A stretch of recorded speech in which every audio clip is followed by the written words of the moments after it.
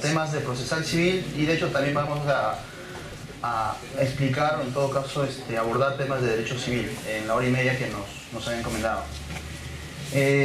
Partamos desde una situación práctica y la pregunta sería la siguiente. Si yo tengo una sentencia en primera instancia y digamos que tengo dos codemandados, uno es José y otro ha sido Luis. Ambos han sido codemandados. La sentencia en primera instancia ha dicho fundada la demanda. Entonces, contra esta sentencia solamente Luis ha sido el que ha interpuesto un recurso de apelación. Entonces subió a la sala y la sala superior emite una sentencia donde dice que se revoca y reforma.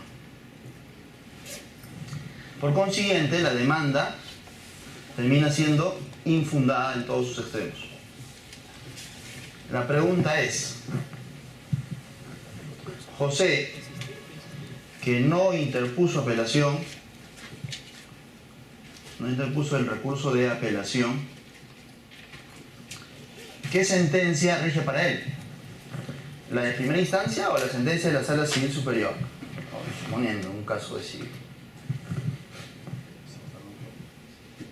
De nuevo, tenemos una sentencia en primera instancia, dos codemandados, José y Luis, codemandados. La sentencia en primera instancia dijo fundada la demanda, sea cualquier pretensión que fuera. Considerando este aspecto, solamente Luis ha sido el que ha interpuesto el recurso de apelación, más no José. Entonces el recurso de apelación hace que el expediente esté en la sala revoca y reforma y declara que la demanda es infundada. Entonces Luis ganó, segunda instancia. La pregunta es, José, que no apeló, ¿qué sentencia se le aplica? ¿La de primera instancia o la de la sala superior?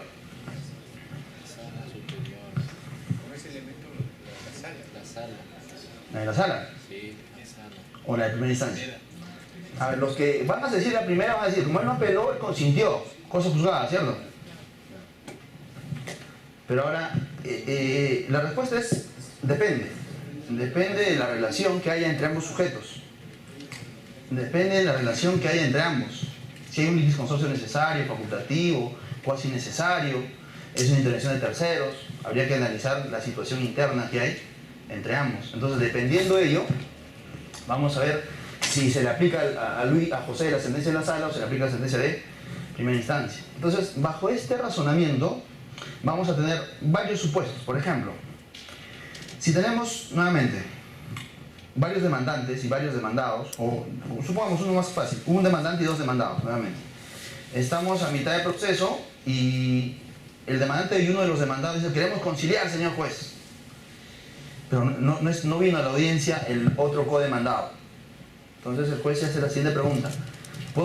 ¿Será factible que el demandante y un codemandado lleguen a la conciliación sin la presencia del otro codemandado? ¿O será necesaria la participación del otro codemandado? Nuevamente, depende del tipo de relación interna que haya entre los sujetos, depende de qué tipo de vinculación tengan. Entonces, la misma lógica vamos a aplicar, por ejemplo, si tenemos un demandante, dos demandados, uno de ellos se quiere allanar, por ejemplo. La pregunta es, ¿será necesario que el otro codemandado también se allane con él o bastará que se allane él solo? Depende del tipo de relación. Igual, bajo la misma lógica vamos a aplicar allanamiento, desistimiento, reconocimiento, conciliación y transacción. O sea, cuando hay varios sujetos y unos quieren llegar a un acuerdo de conciliación o transacción, o uno de los codemandados quiere allanarse o reconocer la demanda, o uno de los demandantes quiere desistirse de la pretensión, son varios demandantes, supongamos. Son varios demandantes y uno de ellos quiere desistirse, va a ser factible eso dependiendo siempre del tipo de relación. Entonces, todas esas situaciones prácticas que acabo de plantear se resuelve de manera bastante sencilla, viendo el tipo de relación. ¿Y cuál es la institución procesal?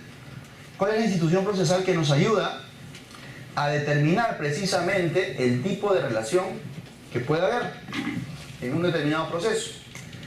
Y eso nos lleva al tema de acumulación. Entonces, todos vamos a estar de acuerdo en que la acumulación es objetiva y subjetiva, ¿cierto? Ya. Va a ser acumulación objetiva cuando existan más de dos pretensiones. Y subjetiva cuando existan más de dos sujetos. Bien. Y esto a su vez podría ser activo,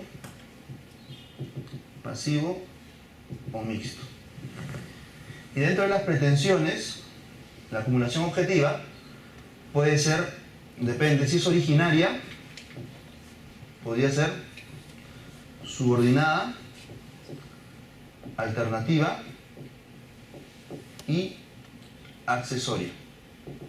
Hay una más que es la autónoma. Bien. A ver. De hecho, para responder las preguntas o los supuestos prácticos que hemos planteado, vamos a focalizarnos específicamente en acumulación subjetiva. Y luego vamos a desarrollar lo concerniente a acumulación objetiva. Bien. Entonces, dentro de la acumulación subjetiva, todos estamos de acuerdo es que se va a configurar cuando existan más de dos sujetos. Entonces, que podrían ser un demandante, varios demandados, varios demandantes, un demandado, o varios demandantes y varios demandados. Entonces, esto sería el mixto, el activo y el pasivo. Bien.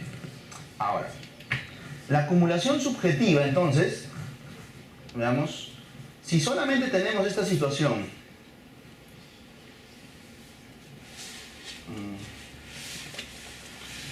una señora es la demandante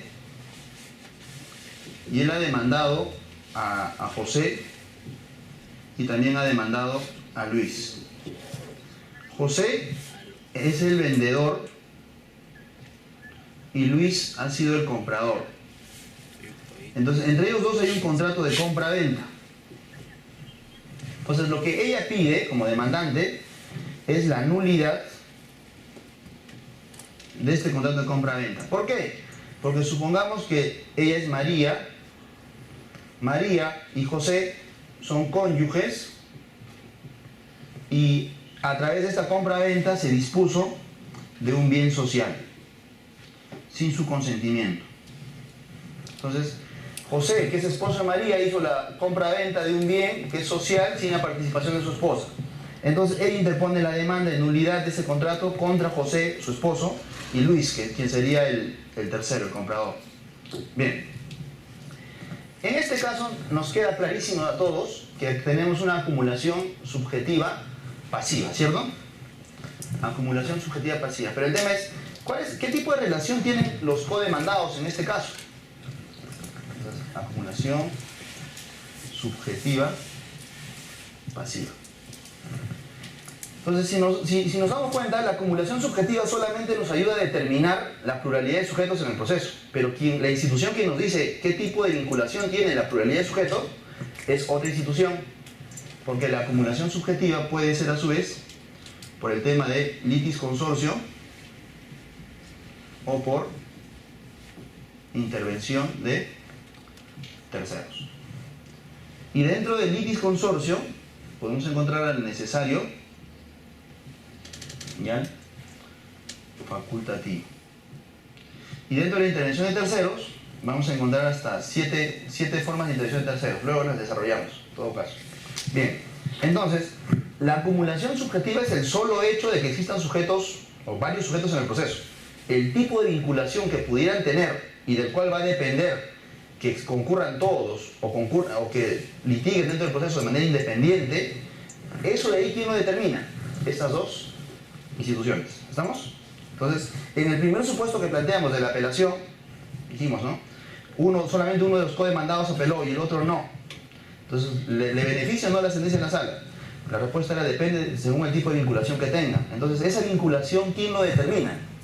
Siempre van a ser esas dos instituciones, no la acumulación subjetiva. La acumulación subjetiva es el solo hecho de que hayan varios sujetos. Desde ahí la relación género a especie. Bien, entonces teniendo este ejemplo, vamos a determinar lo siguiente.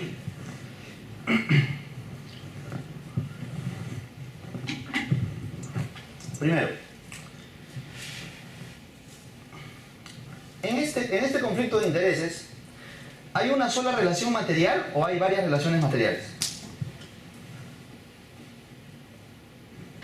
Entonces, ¿y cómo determino si hay una relación material o hay varias? Haciendo la siguiente pregunta.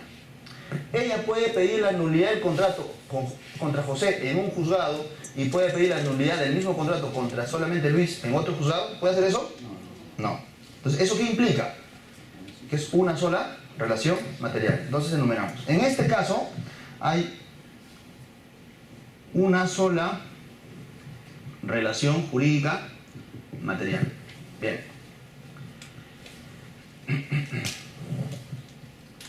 Ya. Además, cuando el juez va a resolver este conflicto de intereses, la sentencia al final del proceso, esa sentencia solamente le afecta a Luis, solamente le afecta a José, solamente a Luis, o a ambos les afecta de manera similar, en igualdad, en una situación de igualdad.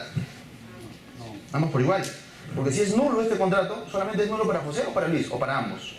Para ambos, ¿cierto? Entonces, en este ejemplo, la sentencia afecta por igual. ¿Cierto? ¿Qué más? 3. ¿Qué pasa si María solamente interpone la demanda contra Luis, ya no contra su esposo porque ya se reconciliaron? Entonces dice, ¿a ti para qué te va a demandar? La pregunta es, ¿el juez lo puede incorporar de oficio? Sí, ¿cierto? Entonces, tercera característica, juez debe incorporar de oficio, ¿cierto? 4.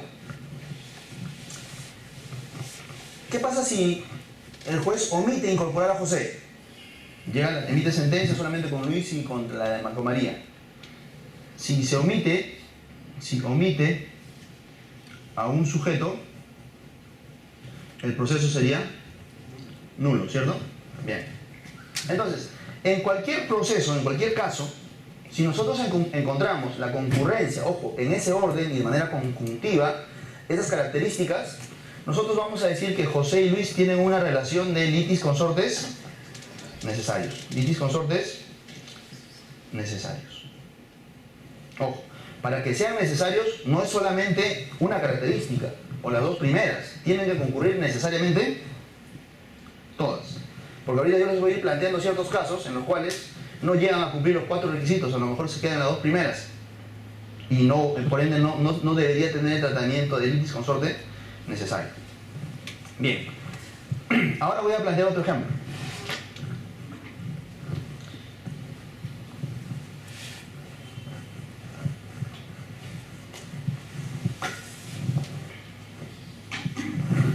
Veamos.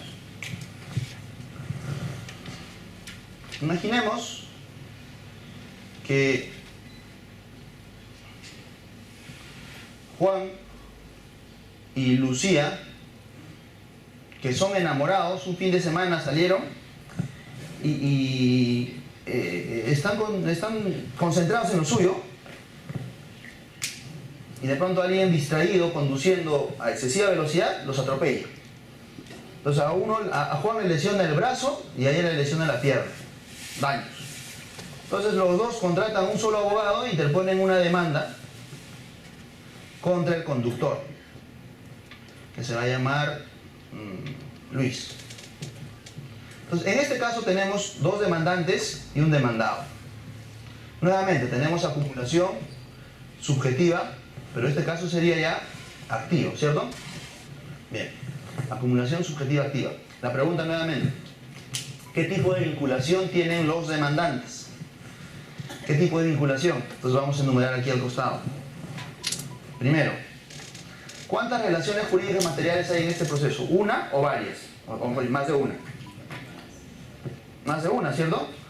¿Y cómo determinamos si hay una o varias relaciones materiales? Haciendo la pregunta de que si Juan puede interponer una demanda contra Luis en un juzgado y Lucía puede interponer otro proceso similar en otro juzgado, ¿se puede o no se puede? Sí, ¿cierto? Entonces tenemos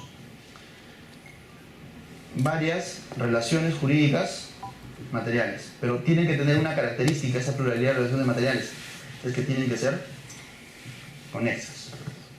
2. Cuando se emite la sentencia los afecta por igual o resuelve la pretensión de cada uno por separado en una sola sentencia.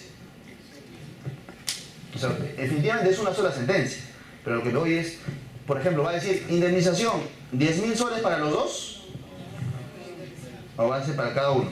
Entonces, ¿eso qué implica? Que o sea, es una sola sentencia, pero está resolviendo el conflicto de cada uno, ¿o no? Entonces, la sentencia no afecta por igual.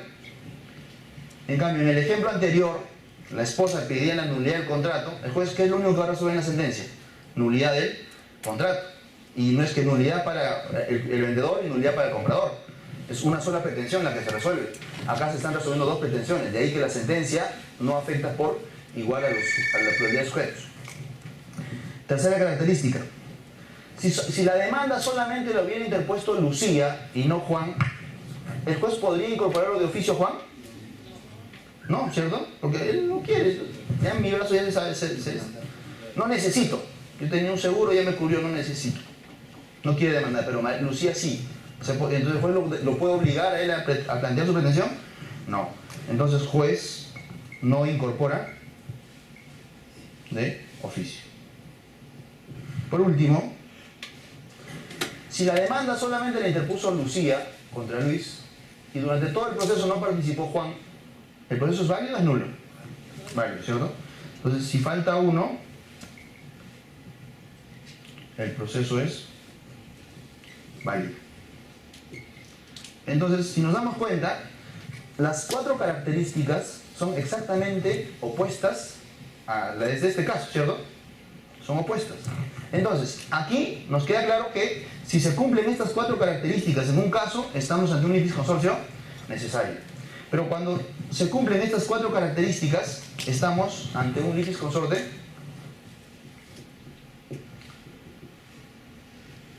facultativo, ¿cierto? ¿Sí? Bien. Entonces, ¿cómo determino qué tipo de litisconsorcio tengo en un determinado proceso? Si concurren o no estas cuatro características. Entonces, ¿en ambos casos va a haber o no acumulación subjetiva? Sí, en ambos casos. Pero el tipo de relación va a ser distinta. Por ende, si hay un litisconsorcio necesario, en el ejemplo anterior, la esposa contra su esposo y el comprador, se declara nulo el contrato y solamente uno de los codemandados apela y la sala revoca reforma y dice que la demanda es infundada, ¿esa sentencia lo beneficia o no al que no apeló? Sí, porque como la sala está diciendo que el contrato es válido, el contrato va a ser válido para los dos, ¿o no? ¿Cierto?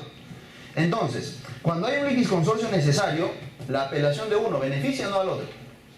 Sí. Por ende, si el codemandado no apela, la sala revoca reforma, el que no apeló se beneficia o no de esa sentencia. Sí, ¿cierto? Pero aquí, en este caso, piden indemnización. Él pide 10.000 por el brazo y ella pide 10.000 por su pierna. La sentencia de primera instancia dice fundada la demanda. Perdón, infundada la demanda en todos sus extremos. Y solamente Lucía apela. La sala revoca reforma y le da sus 10.000. La pregunta es, ¿Juan también puede pedir esos 10.000? No, ¿cierto? Sobre él habría cosa juzgada, ¿cierto? Entonces, cuando esto regla, cuando hay litisconsorcio necesario, la apelación de uno beneficia a los demás co-demandados. Cuando hay litisconsorcio facultativo, la apelación de uno no beneficia a los demás co-demandados. El litigio de los litisconsorcios necesarios es independiente. Lo que hace uno no repercute en el otro. Pregunto, si tengo un demandante y dos codemandados, y uno de los codemandados quiere allanarse, uno nada más, ¿el juez debe aceptar ese allanamiento o no debe aceptar ese allanamiento? Depende. Si son litisconsortes necesarios, no, necesita que vengan todos. Pero si son facultativos, con el que ven, concluye el proceso y el proceso va a continuar con el otro, no. En una audiencia de conciliación, si quieren llegar a un acuerdo de conciliación y falta un litigante, ¿el juez debe llevar adelante la conciliación o no? Nuevamente, depende. Si son litisconsortes necesarios, no. Tendrían que estar todos. Pero si son facultativos, sí, concilian las partes, las que están presentes, y con los que no, el proceso continúa.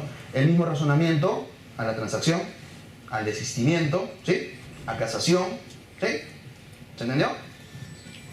Pero en el caso que el otro no concurre y no siempre concurre, ¿cómo quedaría? No se resolvería el tiempo de... No, pues, o sea, por ejemplo, si imaginemos, tenemos un caso de litisconsorcio necesario y uno de los codemandados está rebelde.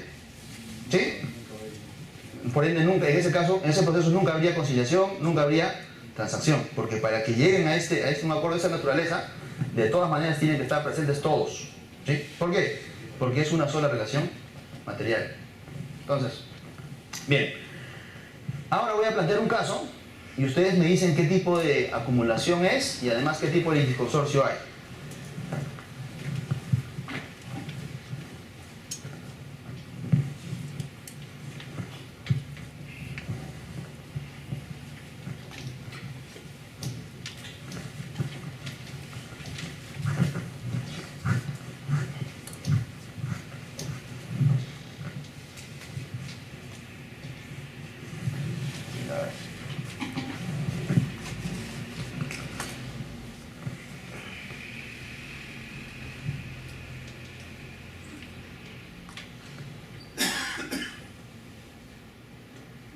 Una más fácil.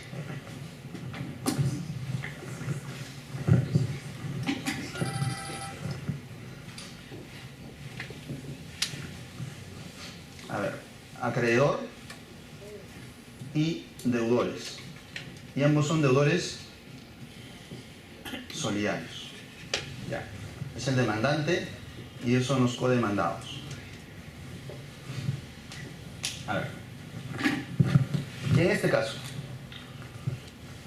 todos estamos de acuerdo en que en este proceso hay una acumulación subjetiva pasiva.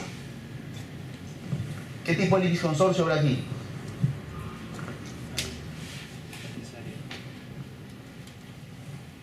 ¿Necesario o facultativo? O ninguno de los dos.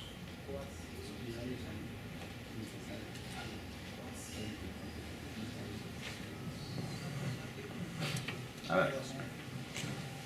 Por ahí hagamos este ejercicio. ¿Ves? Para que sean necesarios, ¿cuántas relaciones materiales tendrían que haber? Una, ¿cierto? ¿Aquí hay una relación material o son relaciones materiales independientes? Es una sola deuda, ¿cierto? Es una sola relación material. Entonces, única relación jurídica material, ¿cierto? Siguiente. ¿La sentencia los afecta por igual o no? Sí, ¿cierto? Sentencia afecta por igual. Tercero. Si falta uno de ellos, ¿el juez los incorpora de oficio? ¿Puede o no? No, ¿cierto? Entonces, si falta un sujeto, juez no incorpora de oficio. Si el acreedor decide demandar solamente a uno de ellos y no al otro, ¿sí? ¿El proceso es nulo o es válido? Bueno, entonces, si falta uno, el proceso es válido, ¿cierto? Ya. Y enumeramos las características. La primera característica de quién es necesario, ¿cierto? El segundo, también. Entonces, estas dos características son del necesario. Y estas dos, del facultativo, ¿cierto? ¿Qué tipo de litisconsorcio habrá acá? Claro, ese sería el cuasi necesario. Ahora, la pregunta es la siguiente. Cuando se genera un litisconsorcio cuasi necesario, imaginemos este caso. El acreedor solamente demanda a uno de los codeudores, no al otro. Y el otro codeudor quiere incorporarse al proceso. ¿Cómo qué solicita su incorporación? O sea, ¿cuál es la categoría que le corresponde? Puede solicitar su incorporación como necesario, como facultativo o como cuasi necesario. Porque si solicita como cuasi necesario, va a decir, en el código no está regulado. Claro, el tercero. ¿Qué tipo de tercero? El cuasi necesario no está regulado explícitamente en el Código Procesal Civil como una forma de intervención. Pero explícitamente no, pero implícitamente sí, porque el cuasi necesario está definido como tercero litis consorcial. ¿Sí? Entonces, ¿quiénes son los terceros litis consorciales? Los litis consortes cuasi necesarios. ¿Y quiénes son los cuasi necesarios? Los que tienen las dos primeras características del necesario y las dos últimas del facultativo. ¿Se entendió? ¿Sí?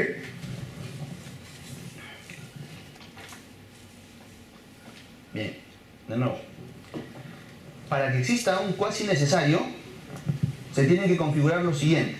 Las dos primeras características tienen que ser del necesario y las dos últimas del facultativo. Entonces, como dijimos al inicio, para que sean necesarios tienen que tener las 4 características del necesario. Y para que sean facultativos tienen que tener las 4 características del facultativo. Pero si tienen 2 de 2, entramos al cuasi necesario. Pero en el código no está regulado el cuasi necesario. Perfecto. De tal manera que si el acreedor demanda solamente uno de ellos y el otro quiere incorporarse, va a solicitar su incorporación como tercero litis consorcial. Entonces el tercero litis consorcial en el fondo viene a ser el cuasi necesario. ¿Sí?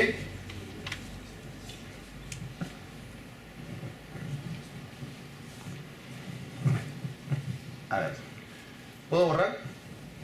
Y le voy agregando más datos a este mismo caso. A ver.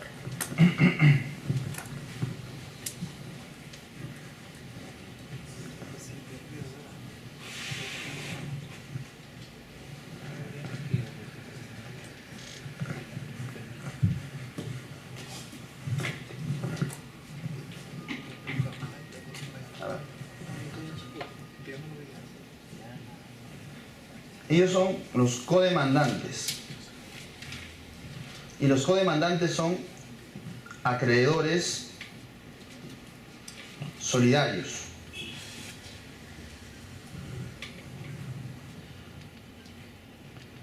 Interponen la demanda contra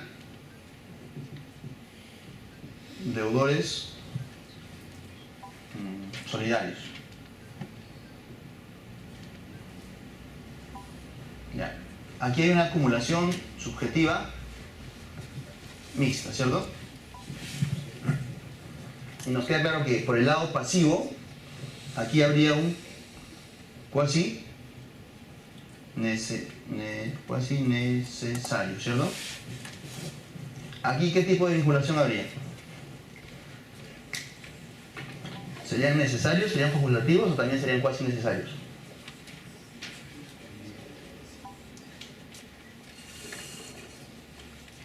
¿Qué implica una creencia solidaria? Cualquiera puede cobrar el total, ¿no es cierto? Claro. Entonces, ellos también serían cuasi necesarios. Y si quieren intervenir en el proceso, cuando solamente intervienen ellos dos, digamos, y los otros quieren incorporarse, serían como terceros litis consorciales, ¿cierto? Ahora, en este ejemplo, una sociedad conyugal, ¿sí?, tiene un terreno que viene siendo ocupado de manera precaria por dos coposeedores. Una sociedad conyugal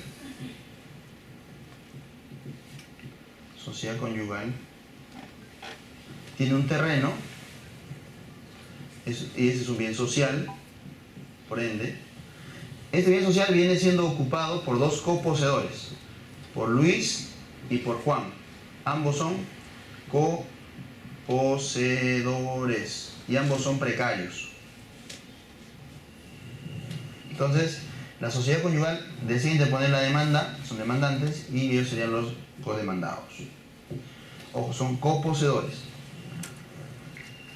¿Qué tipo de acumulación habría? Bueno, acumulación subjetiva mixta, ¿cierto?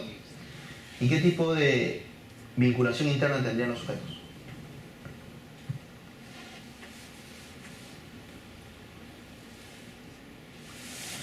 O sea, ¿qué tipo de litis consorcio habría aquí? ¿Y qué tipo de litis consorcio habría en el lado pasivo?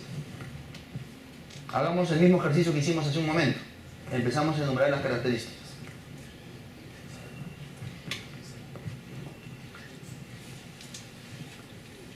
¿Necesario o facultativo? A ver, por el lado de los demandantes, ¿qué son? ¿Facultativos o necesarios? Facultativos. A ver, acá hay varias relaciones materiales. ¿O una sola relación material? ¿Una o varias? A ver, ¿cómo determinamos si hay varias o una sola relación material? Mira, aquí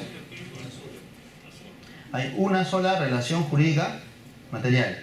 La sentencia afecta por igual. ¿El juez puede incorporar de oficio?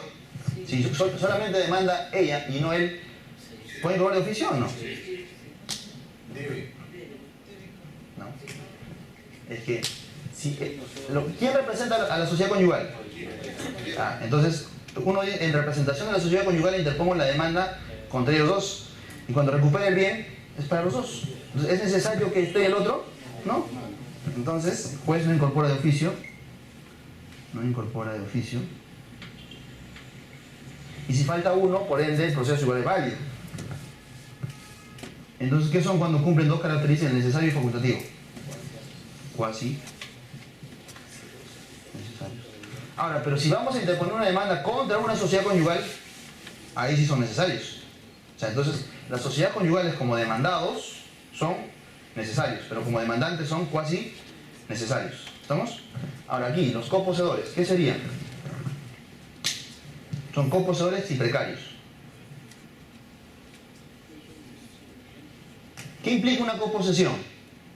Ambos ejercen el dominio de todo, de manera homogénea, ¿cierto? Entonces, si uno es precario, o sea, la sentencia que ordene el lanzamiento de uno afecta al otro también, porque hay una coposesión, ambos tienen las mismas características. Distinto sería que uno ocupe una parte, una posición exclusiva, y otro ocupe otra parte. Entonces, como son homogéneos, hay una sola relación material contra ambos.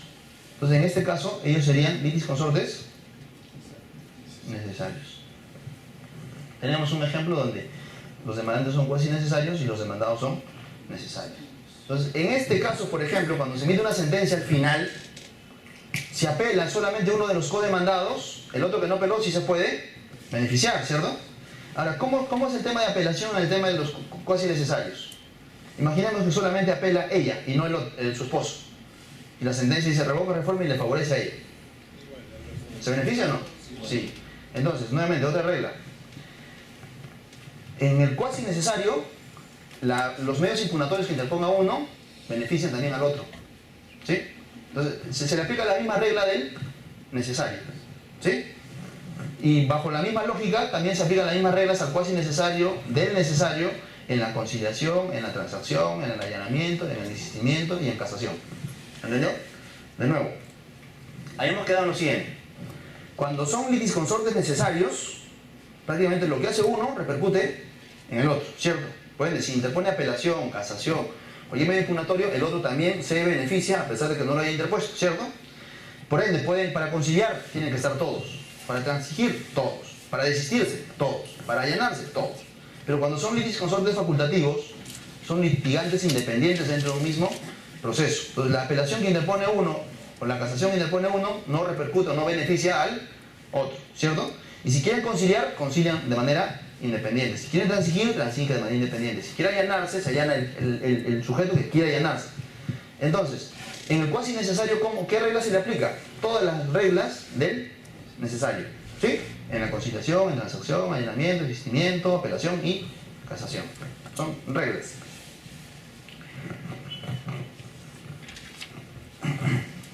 Bien, hasta aquí.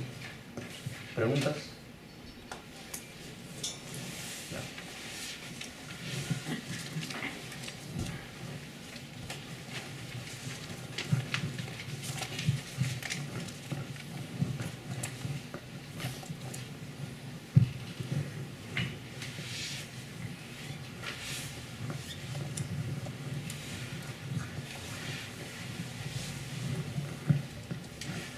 las sucesiones indivisas tienen la misma característica de la sociedad conyugal. Es decir, como demandantes son cuasi necesarios y como demandados son necesarios. ¿Sí? Las sucesiones indivisas. O sea, muere una persona, no deja testamento, deja varios herederos. Entonces todos ellos constituyen una sucesión indivisa. Entonces ellos como demandantes son cuasi necesarios, pero ellos mismos como demandados son necesarios. ¿Sí? Entonces según la categoría que tengan, las reglas que ya hemos enumerado se les aplica de manera diferente. Bien. Sigamos. Entonces dentro de acumulación subjetiva estamos viendo que puede ser porque hay litis consorcio necesario o litis consorcio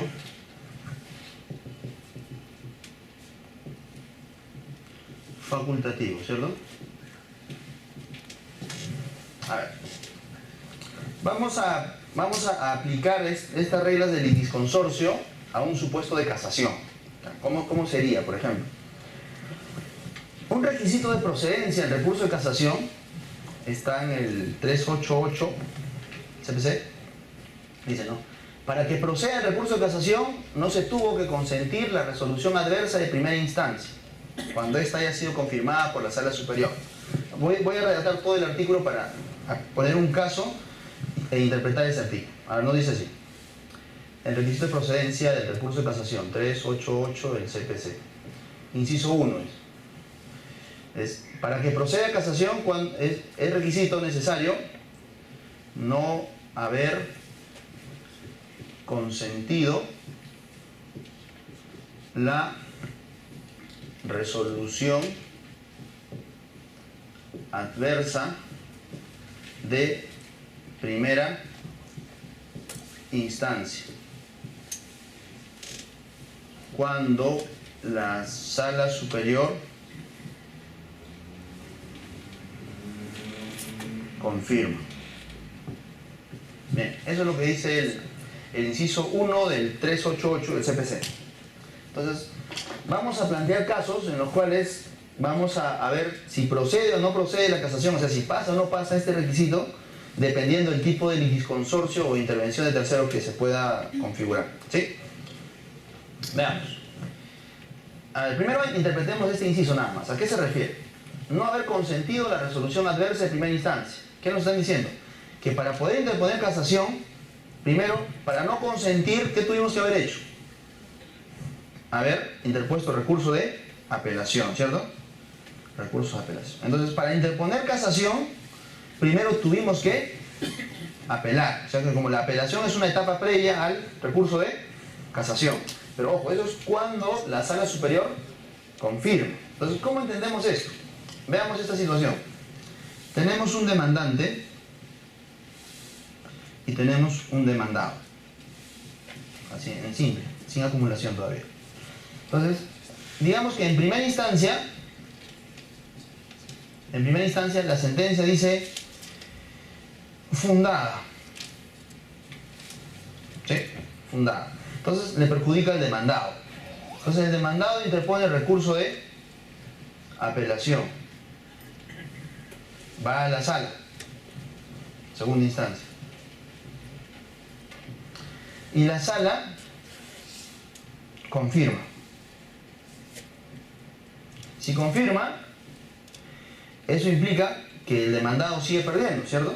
Entonces, la pregunta es, ¿el demandado puede interponer recurso de casación? ¿Sí o no? Sí. ¿Por qué? Porque quien interpone casación dice no debió haber consentido la resolución adversa de primera instancia. Entonces, ¿la resolución de primera instancia le da adversa o no? Sí. ¿Lo consintió? No. ¿Por qué? Porque apeló, ¿cierto? Y la sala superior confirma, ¿cierto? ¿Sí? Ahora, hagamos un cambio. He puesto un ejemplo tal cual el supuesto de la norma. Pero variemos un poco. ¿Qué pasaría si la sala no confirma? Si no, revoca. Y entonces la demanda sería infundada. Infundada la demanda. ¿Quién pierde ahora? el demandante, ¿cierto? La pregunta es, cuando el demandante interponga la casación contra la sentencia de la sala, ¿procede o no procede? Considerando este requisito. ¿Sí o no? De nuevo, tenemos un demandante y un demandado. La sentencia de primera instancia dijo fundado. ¿Quién perdió? Demandado, ¿cierto? Él interpone recurso de apelación, sube a la sala confirma. Entonces el demandado sigue perdiendo. Interpone casación, se cumple todo lo que dice. Para que interpongas casación, primero tuviste que apelar, ¿cierto? Pero ahora, hacemos una modificación. La sentencia de primera instancia es fundada. Entonces apela el demandado. Llega a la sala no confirma, sino revoca. Reforma y declara la demanda infundada. Entonces, ¿quién está perdiendo ahora? El demandante, ¿cierto? Porque es infundada la demanda. Entonces ahora quien va a el demandado ya no va a querer apelar. O sea, ya nada, porque ya obtuvo una sentencia favorable. El demandante interpone recurso de casación contra la sentencia de la sala. Entonces la sala ahora la sala no revisa nada, igual le envía a la Corte Suprema. La Corte Suprema cuando revisa requisitos de procedencia se va a encontrar con este inciso. La pregunta es, ¿lo declara procedente o lo declara improcedente? Pareciera que es improcedente porque le van a decir, no, oye, demandante, tú no apelaste previamente, así que no procede casación, ¿cierto? No, entonces no habría que aplicar ese razonamiento. ¿Por qué? Porque aquí es no haber consentido, o sea, haber apelado cuando la resolución era adversa. Entonces, en este caso, el demandante dirá, ojo, yo no interpuse apelación previa a mi casación porque la sentencia de primera instancia no me era adversa. Así que yo sí puedo interponer casación de manera directa. ¿Sí? Entonces, cuando la sala confirma y el demandado fue quien perdió en primera instancia, a él sí es necesario que haya apelado. Pero cuando recién se pierde por primera vez en sala, tú sí puedes interponer recurso de casación, porque este requisito se aplica a los que han perdido 2 veces. ¿Sí? ¿Sí? Ya, entonces ahora, este requisito lo vamos a ir mezclando con acumulación. A ver, vamos a poner más sujetos en el proceso.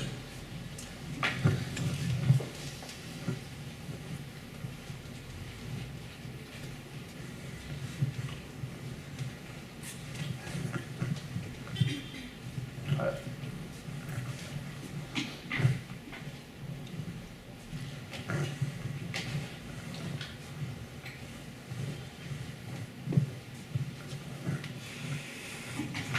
Ojo, la interpretación que hemos hecho de este artículo es: si pierdo en primera instancia, tuve que apelar. Y si sigo perdiendo en la sala, puedo interponer casación porque apelé la sentencia en primera instancia, que me era adversa, ¿cierto? Pero si pierdo en primera instancia, apelo, la sala revoca, reforma, la otra parte, mi contrincante, ¿puede interponer casación de manera directa? Sí. ¿Sin previamente apelar? Sí. ¿Por qué? Porque la sentencia en primera instancia a él no le era adverso, ¿cierto? Ya, esa es la interpretación correcta que estamos haciendo de este inciso, el requisito de procedencia. Ya, ahora vamos a plantear un caso. Imaginemos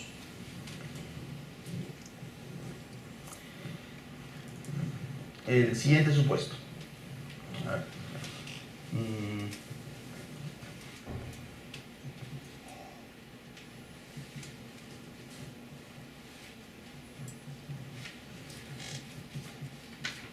Dos demandantes y un demandado.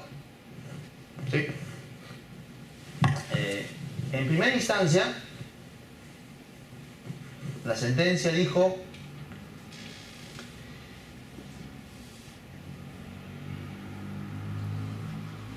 infundado. Entonces, infundado en todos sus extremos. En todos sus extremos. Entonces, perdieron los dos demandantes. Entonces, uno se va a llamar José y el otro se va a llamar Luis. Entonces, contra este recurso, en sentencia en primera instancia, Luis interpone el recurso de apelación, ¿sí? Va a la sala.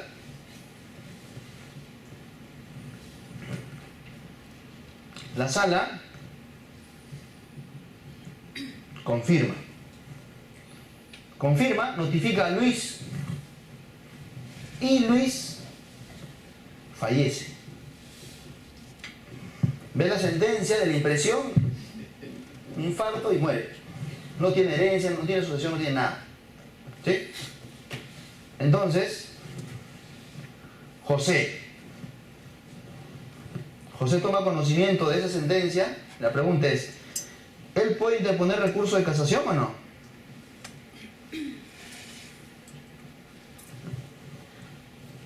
José. ¿Sí o no? O sea, apliquemos reglas del litisconsorcio y este de acá. Y digamos, ¿sí procede? No procede.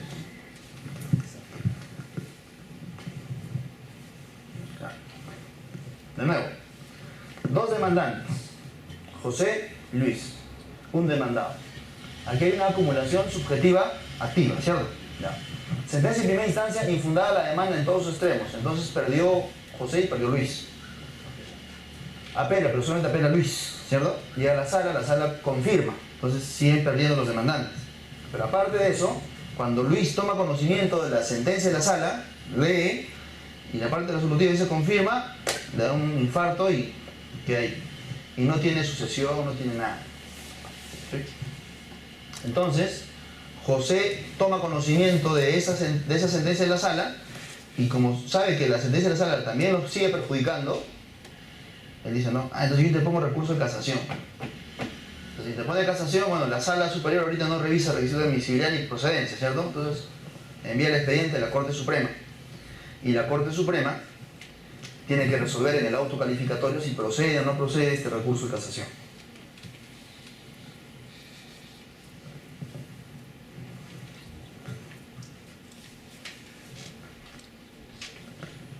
¿Debería proceder o no debería proceder? Necesarios proceder. Debería proceder. Ahí está. Depende. Depende, ¿cierto? Si son necesarios, sí. ¿Por qué? Porque cuando Luis apela y es necesario, ¿cierto? O sea, si ellos son litisconsortes necesarios y Luis apela, la sentencia de la sala lo iba a beneficiar y perjudicar también en igualdad de condiciones a José, ¿cierto? Entonces la apelación que interpone Luis prácticamente está supliendo el requisito que le exigen a José para interponer recurso de casación, ¿cierto?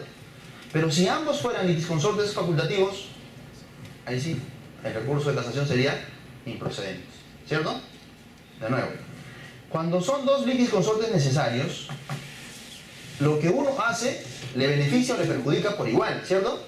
Entonces en este caso, como son litisconsortes necesarios, supongamos, al haber Luis solamente apelado, es un recurso de apelación que lo va a beneficiar a ambos, ¿cierto? Porque son litisconsortes necesarios. Por ende, si la sala confirma, quien podría interponer casación es Luis o también el otro litis consorte, si son necesarios. Pero si fueran facultativos, la apelación de Luis solamente lo iba a beneficiar a Luis. Por ende, si la sala confirma, José no puede interponer casación, ¿cierto? Porque él tuvo que necesariamente interponer su recurso de apelación. ¿Estamos? Ya.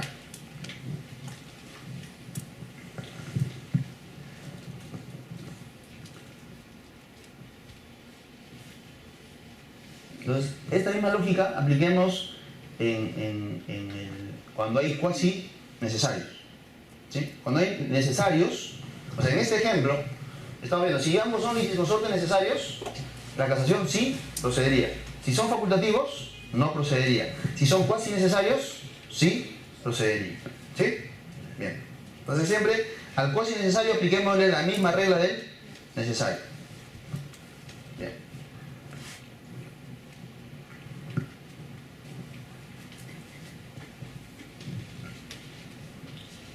Muy bien.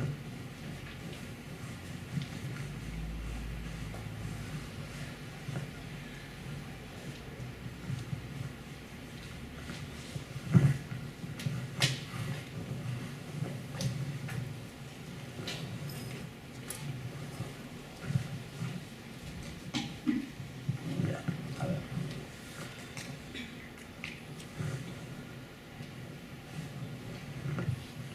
Dentro de la acumulación subjetiva, estamos viendo que se divide en litis consorcio, que puede ser a su vez necesario o facultativo, también se divide en intervención de terceros, ¿cierto? Y dentro de la intervención de terceros tenemos al tercero litis consorcial, ¿cierto? Tenemos al tercero coadyuvante, al tercero por denuncia civil, al tercero por aseguramiento de pretensión futura. Tenemos al tercero excluyente,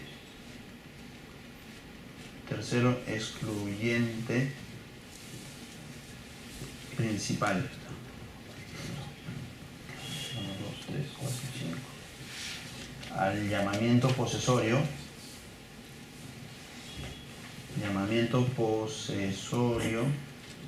y al llamamiento por fraude.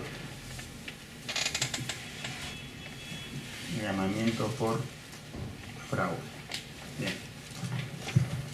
Entonces, 1, 2, 3, 4, 5, 6, 7. 7 formas de intervención de terceros. Ahora, nuestro Código Procesal Civil, dentro de la lista de intervención de terceros, también incorpora o considera a la tercería tanto de propiedad como de derecho preferente. O sea, los considera como una modalidad de intervención de terceros, pero propiamente, técnicamente, ambas tercerías no son intervención de terceros. ¿Sí? ¿Por qué?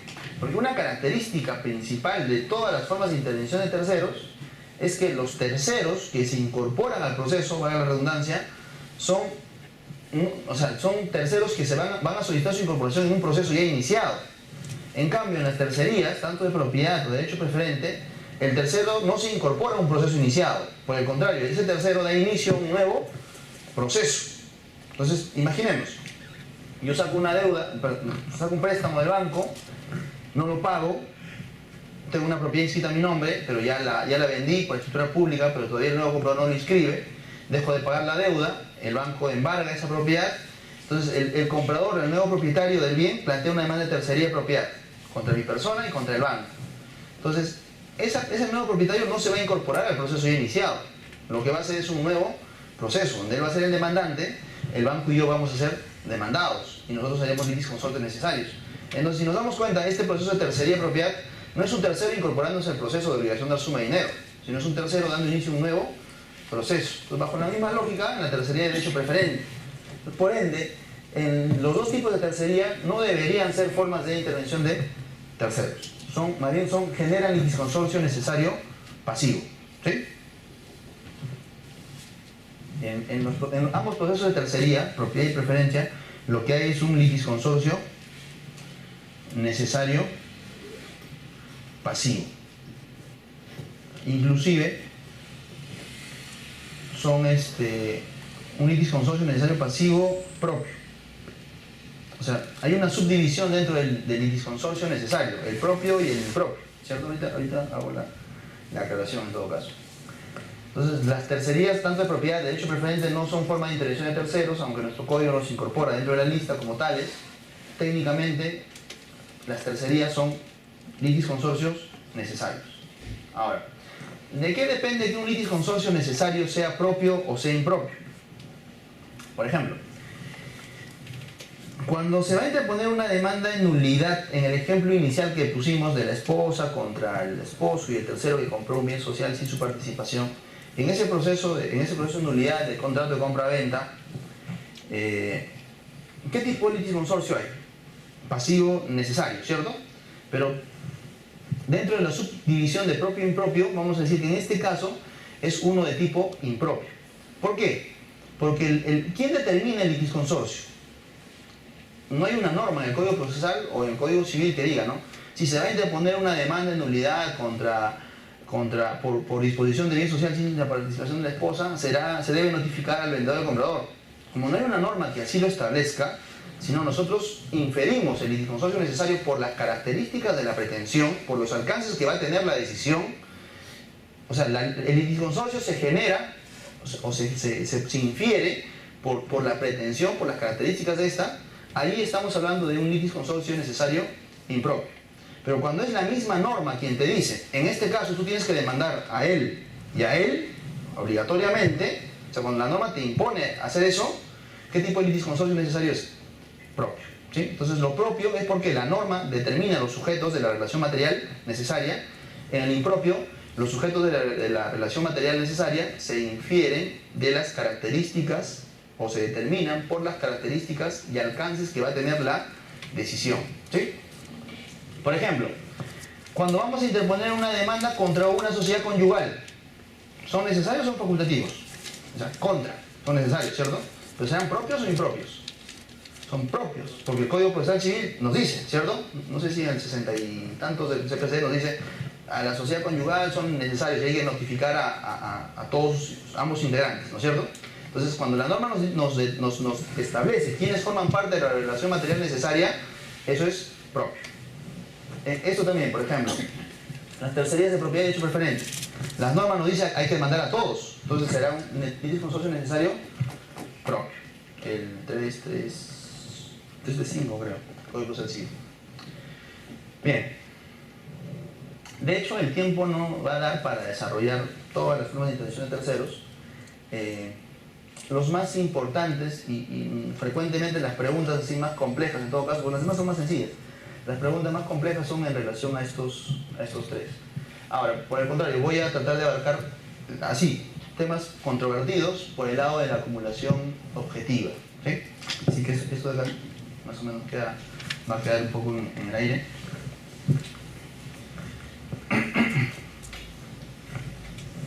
Y vamos a analizar ahora algunos temas controvertidos de la parte de acumulación objetiva. ¿Sí?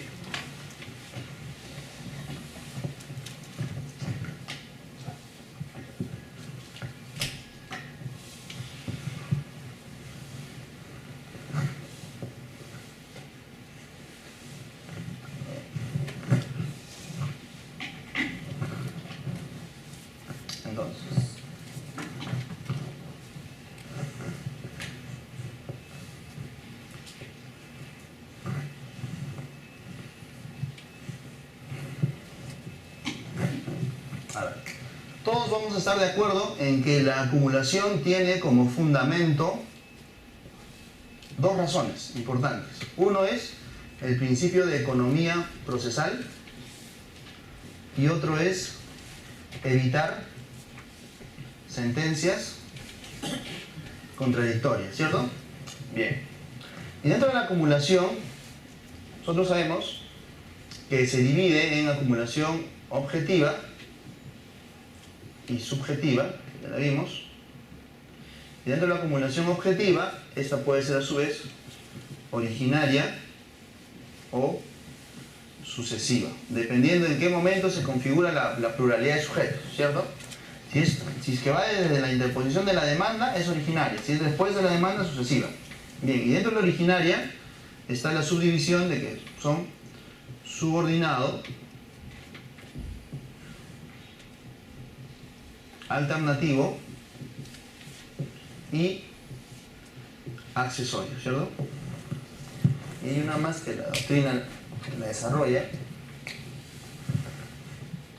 la autónoma o condicional de nuevo. Y dentro de la sucesiva está la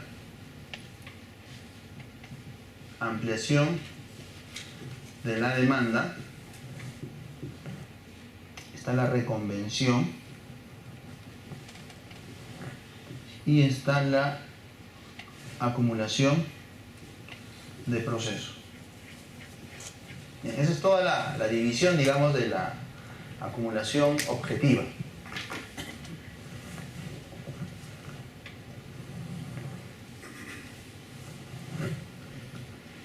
Bien. Empecemos por el lado de la subordinada. subordinada.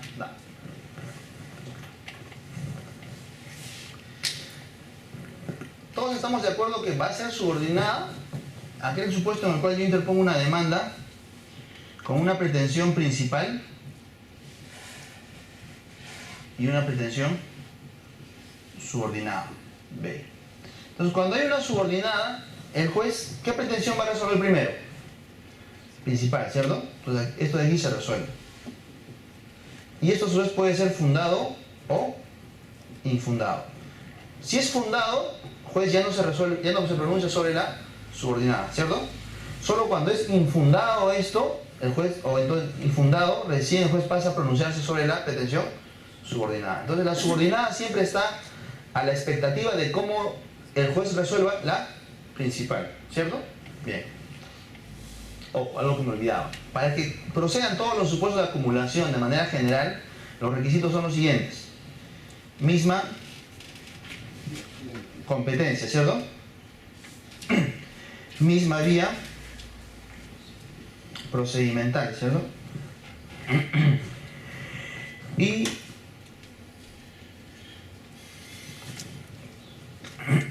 conexidad. Conexidad. Bien. Estos son los requisitos para todo tipo de acumulación. Bien. Vayamos a plantear un caso de la subordinada. A ver.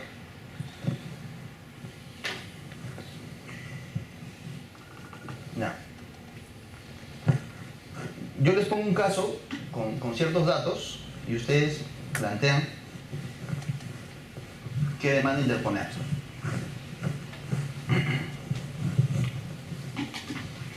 Entonces, aquí tenemos a un acreedor. Aquí tenemos al deudor. Y aquí tenemos a un tercero. El deudor y el tercero han celebrado un contrato de compra-venta, digamos, de un inmueble.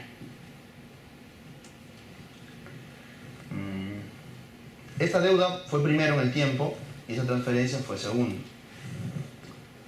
El tercero, ojo, no tiene oficio conocido.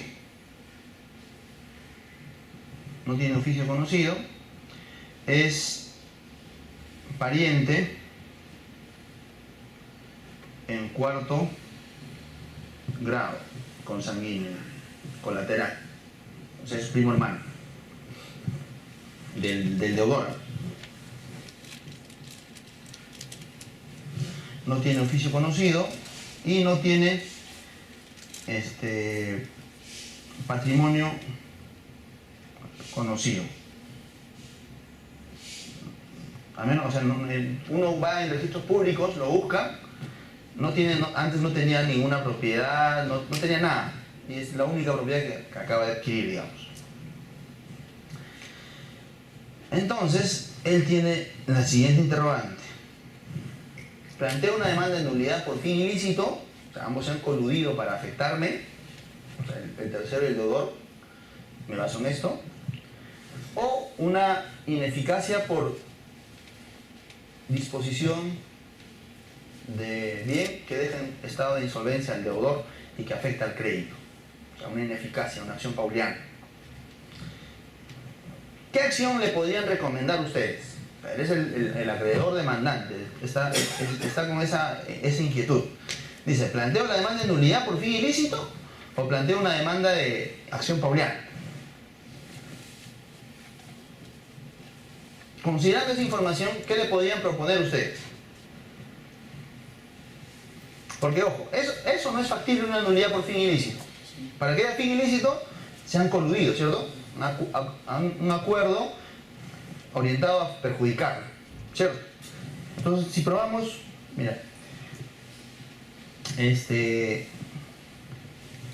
pariente en cuarto grado de consanguinidad, no tiene dinero, inclusive podríamos asumir una posibilidad de nulidad por simulación absoluta, ¿cierto?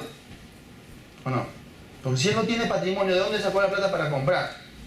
Es pariente. Entonces, ya, dentro de las tres opciones, ¿cuál le recomendamos? Una nulidad por fin ilícito, una nulidad por simulación absoluta o una acción pauliana.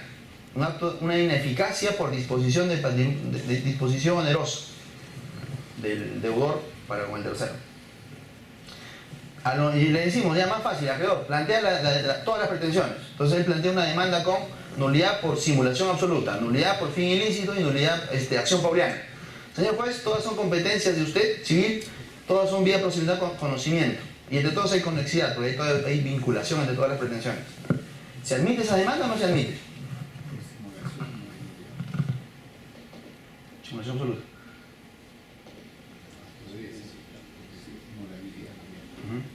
Pero él la presenta, ya miren, la primera, él ha dicho a lo seguro. Yo me voy a lo seguro, dice el acreedor. En su demanda dice, señor juez, solicito nulidad por simulación absoluta, porque él no tiene plata, así que no creo que haya pagado el precio, $100.000. Es simulado, se han coludido, es su primo hermano. Segundo, fin ilícito, se han coludido para afectarme. Tercero, ineficacia de este acto porque es lesivo a mi creencia, acción pauliana. Ya no quiere la nulidad, quiere la ineficacia. Entonces plantea una demanda con esas tres pretensiones. ¿El juez debe admitir esa demanda o no? ¿Misma vía procedimental? Sí, conocimiento. ¿Misma competencia del juez? También. ¿Hay conexidad? También. Pero esa pretensión, esa acumulación objetiva sería improcedente, ¿cierto? Estamos en una indebida acumulación de pretensiones. ¿Por qué? Porque o es nulo o es ineficaz. Pero no puede ser a la misma vez nulo e ineficaz. ¿Por qué? Porque cuando hablamos de un contrato o acto jurídico en general nulo, ¿qué implica? Que le faltan los requisitos de validez, ¿cierto? 140. En cambio, cuando hablamos de un acto ineficaz, ¿el acto tiene o no tiene todos los requisitos de validez? Sí. El acto ineficaz es válido. Entonces, si es válido, no puede ser nulo, ¿cierto? Entonces, el juez nos va a decir, indebida acumulación de pretensiones, improcedente. Corrija su acumulación. ¿Por qué? O bueno, plantea una nueva demanda con una correcta acumulación. Porque, o sea, o es nulo o es ineficaz. Pero a la misma vez no puede ser una y otra, ¿cierto? Entonces, en este caso, lo que podría hacer el acreedor es decir, voy a hacer una acumulación objetiva subordinada, ¿cierto? Y ahora sí, planteo como principal la nulidad y planteo como subordinada la ineficacia. Acción pauliana.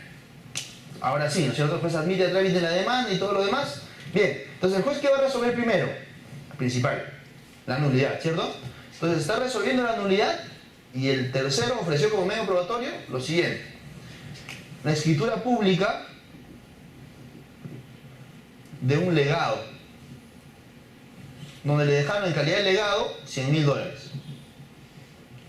La mejor amiga de su papá, que murió hace años. Entonces, en ese momento, cuando el acreedor va a interponer la demanda, ¿tiene cómo saber de la existencia de ese legado o no?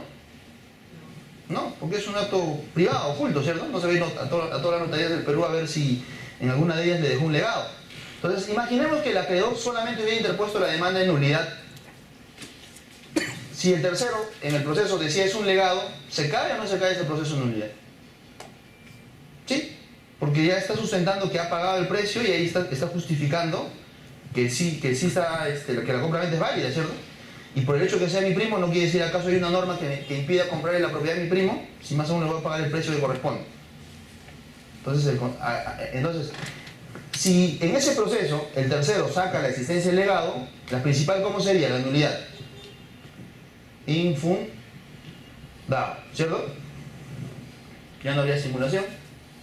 Por ende, ahora como es infundado, va a pasar a resolver la subordinada. Y en la subordinada vamos a hacer el siguiente análisis. ¿La transferencia es posterior o no es posterior al crédito? Sí. ¿Lo afecta o no lo afecta? Sí, porque el deudor quedó en estado de insolvencia, no tiene más patrimonio. Los dos, mejor dicho, el tercero, tenía conocimiento de la existencia del perjuicio del acreedor, estaba en una posición razonable de haberse dado cuenta. O sea, en la acción pauliana no es necesario que el tercero sepa, o sea, no es necesario que el tercero haya todo dolosamente. También al tercero puede perder este proceso por dolo o por culpa. ¿Y la culpa qué implica? negligencia, ¿cierto? Entonces, en este caso, podría argumentarse, digo, la posición razonable. O sea, en tu condición de pariente estabas en una posición razonable y expectante de poder haber dado cuenta. Más aún, si yo ya había hecho un proceso de obligación de dar suma de dinero contra el deudor y qué sé yo. Bien, entonces, este sería un caso práctico que se puede aplicar en una acumulación subordinada. Bien. Hay un tema controvertido en relación a la acumulación objetiva. Y es el siguiente. En un proceso de nulidad, por ejemplo, nulidad de acto jurídico, ¿el demandante puede pedir además indemnización por daños o no? Si se plantea una demanda de nulidad, ¿a eso se puede adicionar la indemnización por daños o no? Sí, ¿cierto? Indemnización. Entonces aquí yo tengo dos pretensiones. ¿Qué tipo de acumulación será esta?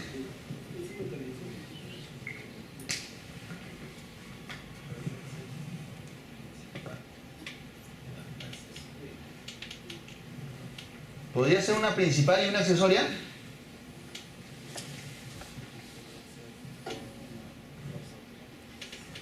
¿O serían dos autónomas?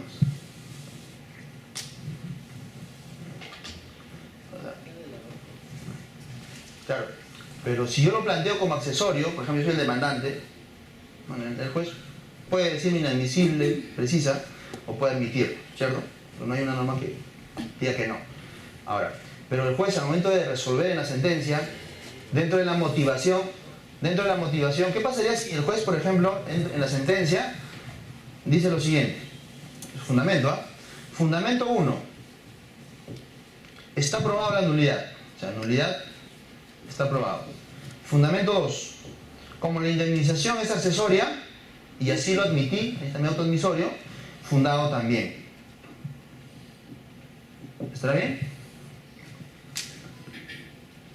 ¿O no? O sea, el juez en su sentencia dice, ¿no? Está aprobado que el acto jurídico es nulo.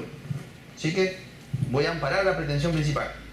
De igual manera, revisando a fojas tal, en el auto admisorio se ha admitido la demanda con acumulación accesoria. El demandante accesoriamente ha pedido $10.000. Y como el principal es fundado, también declaro fundado la indemnización. O también tiene que motivar. Claro, entonces tiene que haber antijuricidad, tiene que haber daños, nexo causal, ¿cierto? Y factores de atribución. O sea, el juez tiene que, al margen de que esté probada la nulidad, tiene que pronunciarse por cada elemento de la responsabilidad civil. Entonces, ¿eso qué implica? ¿Es accesoria o es autónoma en realidad? Son dos pretensiones autónomas. Entonces, el hecho de que se admita como accesoria no implica que en la sentencia vayas a resolver como accesoria. Porque el tratamiento que le vas a dar es como una pretensión independiente, autónoma. De tal manera que vas a exigir medios probatorios para cada pretensión. Vas a fijar puntos controvertidos para cada pretensión. Y vas a motivar por cada pretensión. Si no se hiciera de esa manera, ya estaríamos afectando una garantía del debido proceso, la debida motivación, ¿cierto? Bien. Ahora, ¿cómo sería una alternativa?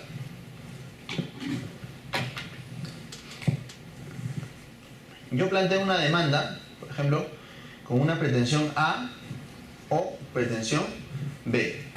Aquí, a diferencia de la subordinada, ambas son principales. Ambas son principales, A o B. Entonces, esto sería una alternativa. Cuando hay una acumulación objetiva alternativa, el juez, ¿cuál resuelve primero? Si ambas son principales. Ambas. Entonces el juez resuelve ambas. Ojo, de ahí la diferencia con la subordinada. ¿En la subordinada el juez resuelve ambas? No. Primero resuelve la principal. Y depende de cómo vaya ahí, ve si resuelve o no la otra, ¿cierto? Acá no, acá el juez va a resolver sobre ambas. ¿Sí? Y al resolver ambas, pueden ser fundadas las dos. O pueden ser infundadas ambas. O sea, una de dos. Al resolver ambas pueden ser fundadas o ambas pueden ser infundadas. ¿Sí? ¿Y lo alternativo dónde está? Lo alternativo viene después. El carácter de alternativo se aplica recién en la etapa de ejecución de sentencia. Entonces el juez va a decir, fundadas ambas pretensiones o infundadas ambas pretensiones. Pero como son fundadas ambas pretensiones, el demandado se va a preguntar, juez, ¿cuál ejecuto? La que tú elijas. Entonces recién en etapa de ejecución es el demandado quien elige. Y si no elige el demandado, recién elige el demandante. ¿Sí? Ejemplo. Puedo pedir como pretensión principal la resolución de contrato por incumplimiento. O sea, tenemos un contrato con el demandado y a la fecha está incumpliendo, así que pido que se resuelva el contrato. O el cumplimiento forzoso del contrato, obligación de hacer. Para que sea fundado, ¿qué tengo que probar? El incumplimiento, ¿cierto? El incumplimiento. Y para que sea fundado B, ¿qué tengo que probar? También el incumplimiento. Entonces, si en el proceso yo pruebo el incumplimiento del demandado, después, ¿qué va a decir en la sentencia? Fundada ambas. Se ha probado el incumplimiento de tal manera que amparo la resolución. O, alternativamente, amparo el cumplimiento forzoso del contrato. Así va a decir la sentencia.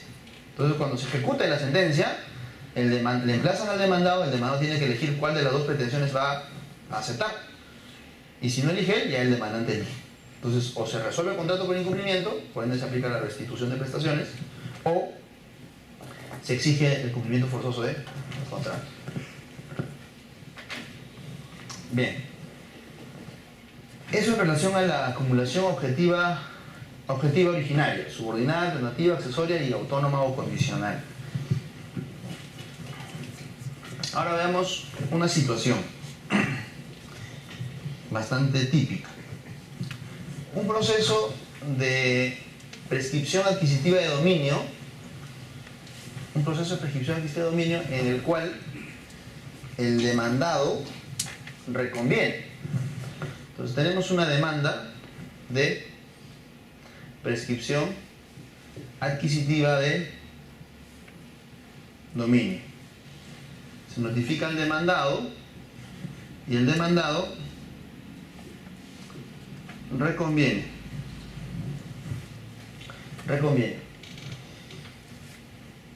Con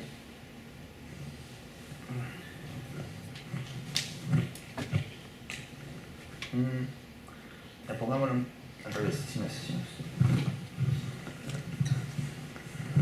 al revés. La demanda es por reivindicación.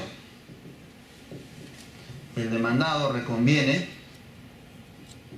con prescripción adquisitiva de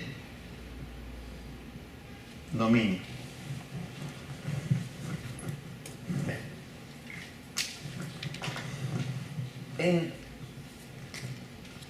Imaginemos que ustedes son los jueces.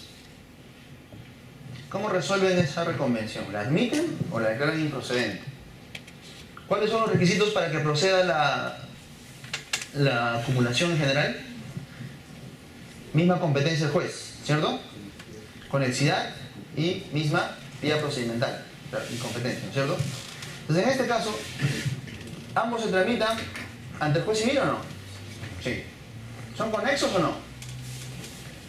Sí, son conexos. El mismo bien, ¿cierto? ¿Misma vía procedimental? Eso sería conocimiento y eso sería abreviado. Entonces, ¿cómo declaramos esa reconvención? Improcedente, ¿cierto?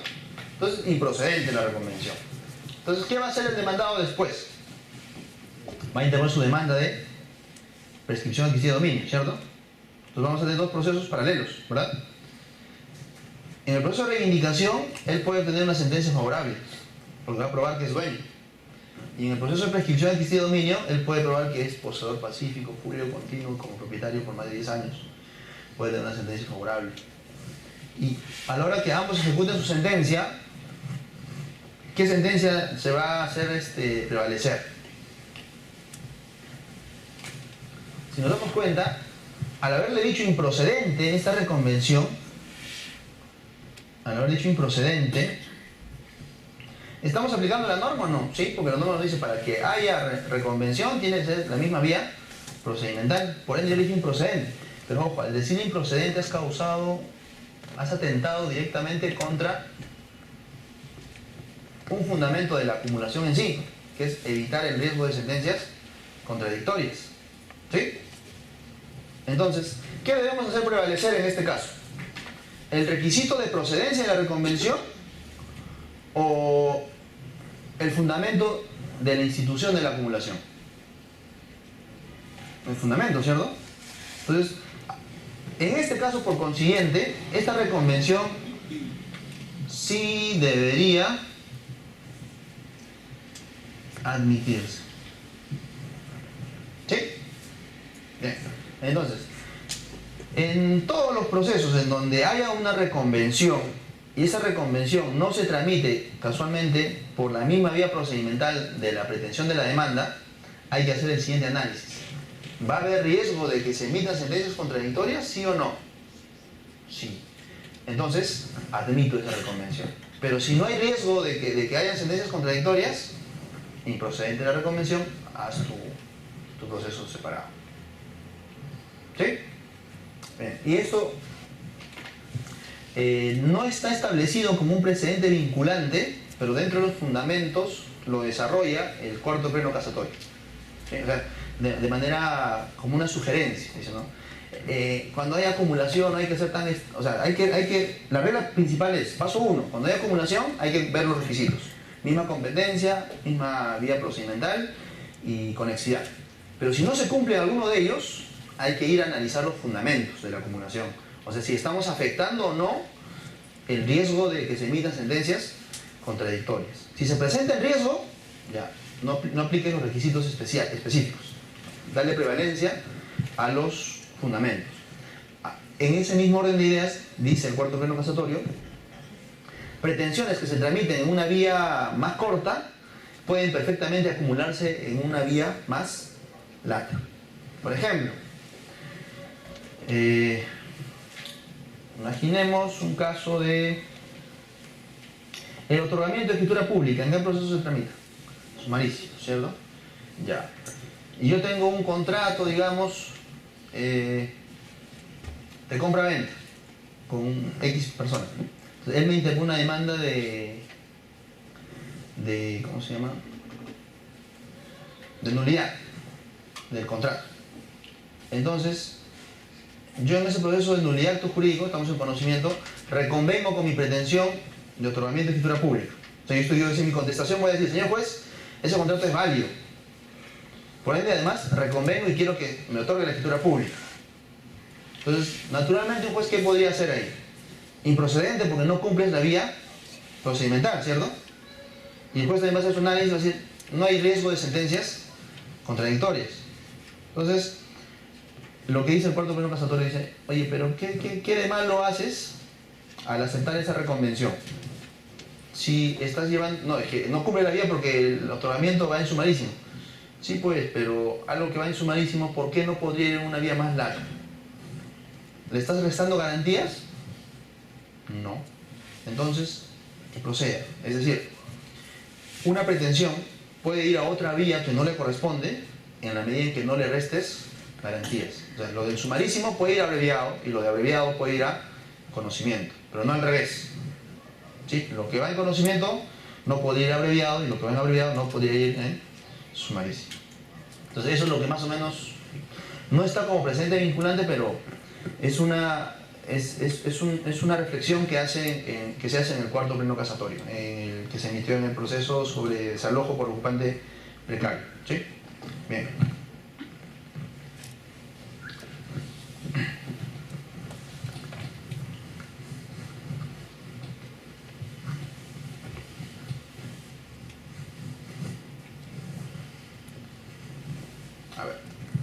Vamos a plantear una situación.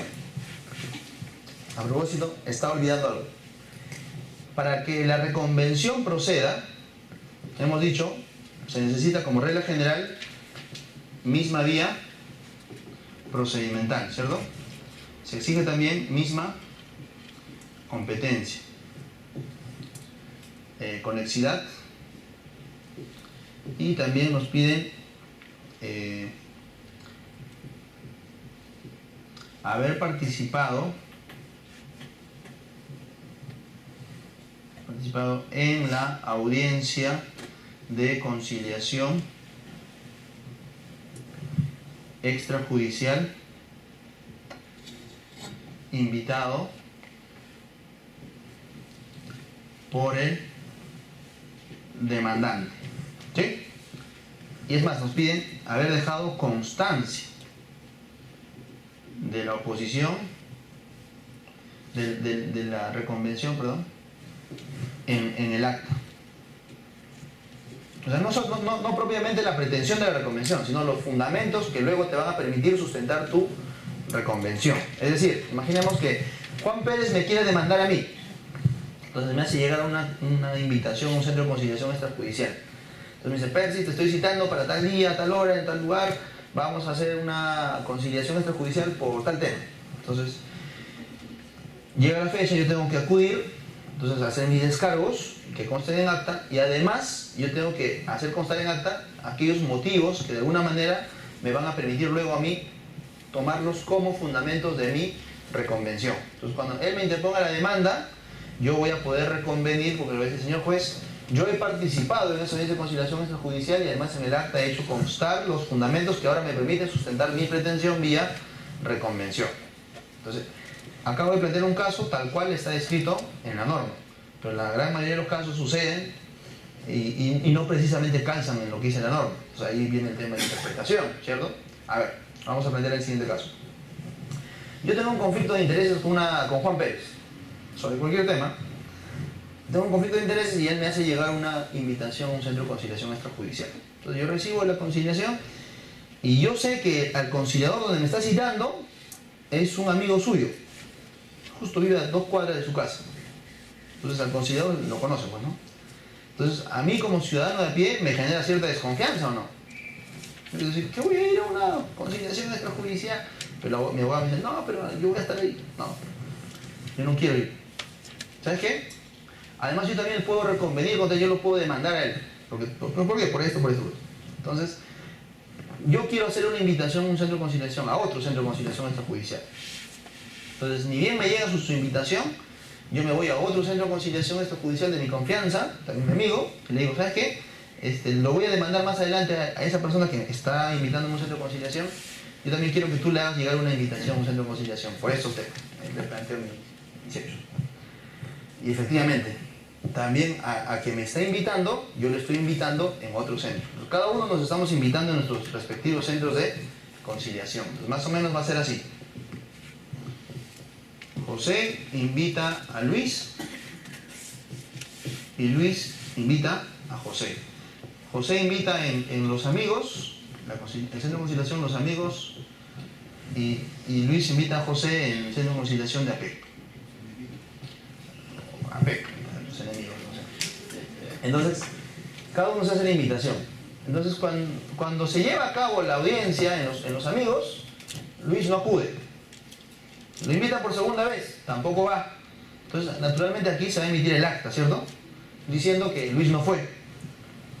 Ahora, APEC, cuando lo cita José, a la primera tampoco va.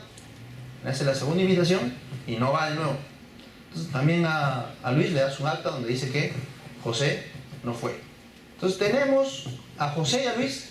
Cada uno tiene su respectiva acta de conciliación extrajudicial donde no hubo acuerdo y se dejó constancia de la inexistencia del invitado, ¿cierto? Ya. Entonces los dos paralelamente están haciendo su demanda. ¿Sí? Paralelamente, por estas fechas. Los dos van a hacer la cola al Poder Judicial. José justo ingresa su demanda, el otro se demora un poco más y dice huelga del Poder Judicial. O sea que Luis no logra ingresar su demanda. Quien ingresó su demanda fue José. Huelga, se da un mes, 2 meses.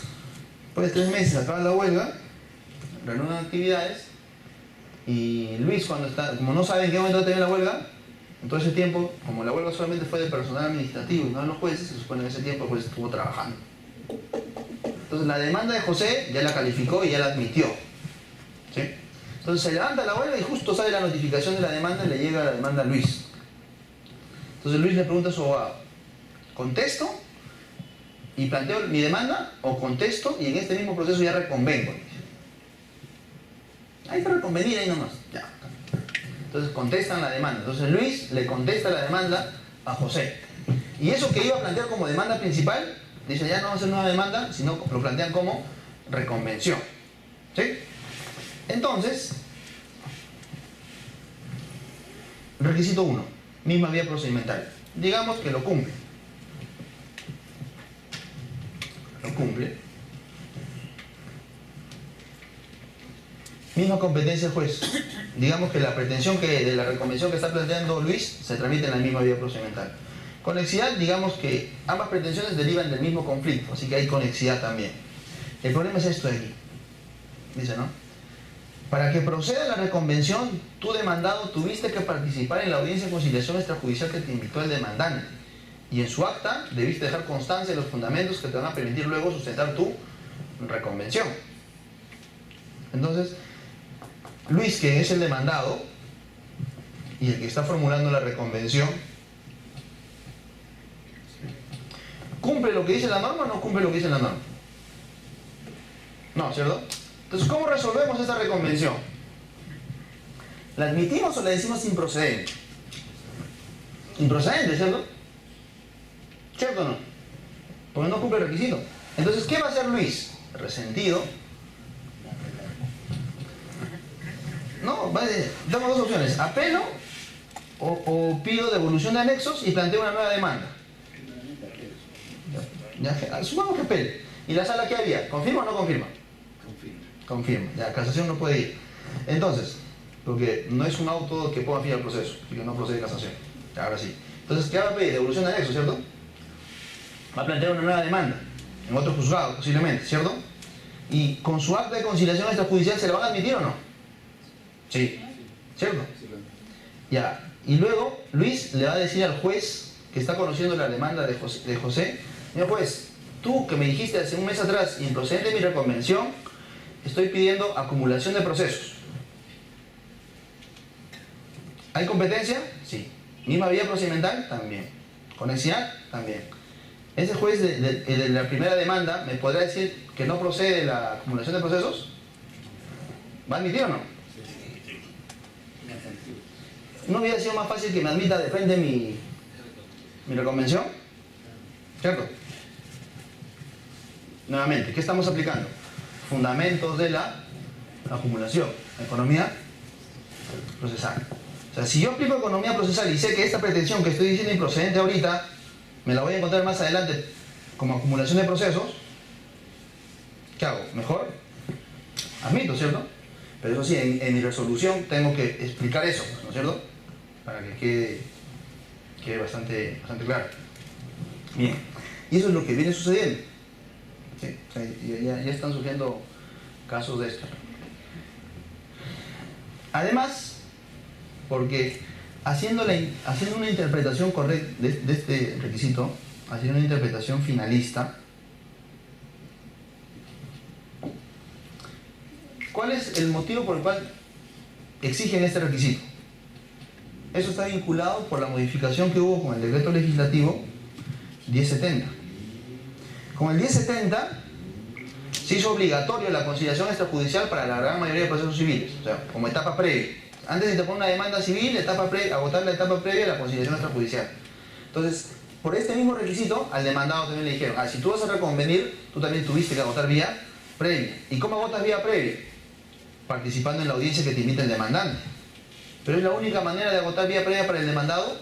No, porque paralelamente también él pudo haber hecho su propia audiencia de conciliación. Y por ende, si no fue el demandante, se supone que él también por su lado ya agotó la vía previa. Entonces, ¿por la finalidad está llegando o no está llegando al mismo fin? Sí. Entonces, bajo una interpretación finalista, esta reconvención que hace Luis debería, sí, de admitirse. Y además de la interpretación finalista, le agregamos por economía procesal, fundamento de la acumulación.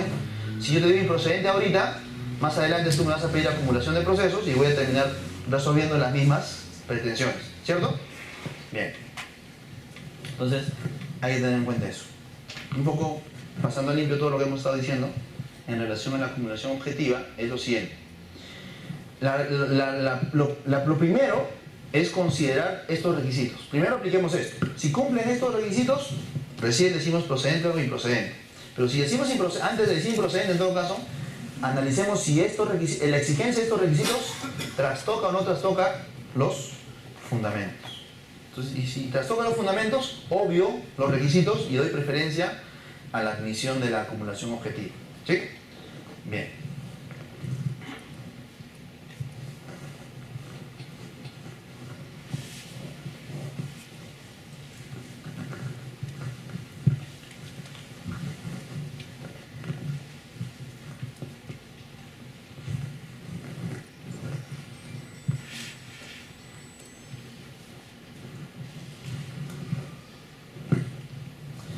Bien. ¿Preguntas, doctores? ¿Ninguna? Bien. Si no hay preguntas, aquí nos quedamos. Gracias. Ha sido un agrado.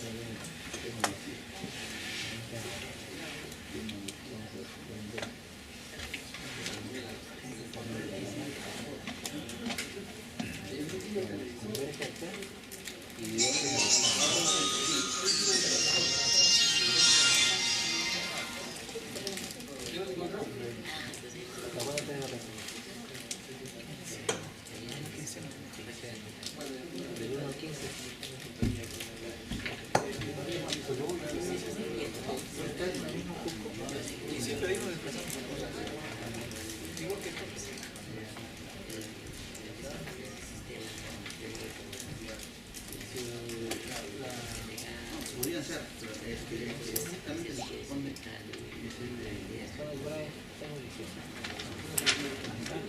podrían pedir, sí, coadyuvante, sí. Teniendo esa condición, poder renunciar a esa condición, con eso solamente coadyuvante. Lo que pasa es que una vez dentro del proceso, ¿quién piensa que, por ejemplo, si van a conciliar, si pides como tercero coadyuvante, estés o no estés, la conciliación se puede dar. Pero si intervienes como tercero social, ¿qué reglas se aplican? Las mismas necesarias. Una parte tercera. Y eso es lo que es la transacción. Ahí sí viene. Le hace el tratamiento innecesario. Se combinan todas las reglas. El tercero es constitucional en la cuenta límite. Patria más arriba. Para que incorpore el proceso, es como que eso es Santa Rosa. También los que ingresan, ¿qué reglas se le aplican al proceso? La necesaria. Sí, usted me utilizó físicamente ya en 2007. Como hace 2 meses. Pero no esa regla no la aplica al tercero coadyuvante. ¿Dónde está Ero? ¿En los perros? Y otra vez, ha sido un gusto. No, el Patria más arriba está a poco distancia de Santa Rosa. Santa Rosa está...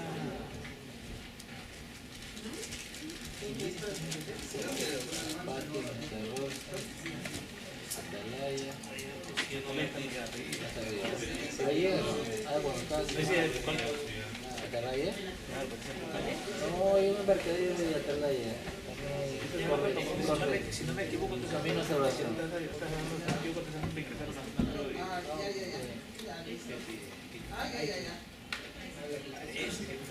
¿A salvación así o en caso de cuatro? No sabe qué hacer.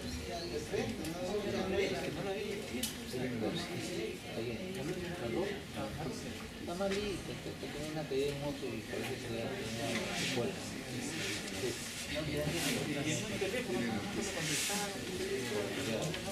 ¿Tu parte es Lucía?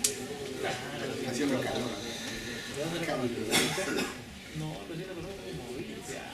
¿De la universidad? En Palacio. En Palacio. El año y poco, ¿eh? ¿No le puedo encontrar ahí tu otra? ¿Puedes cambiarla?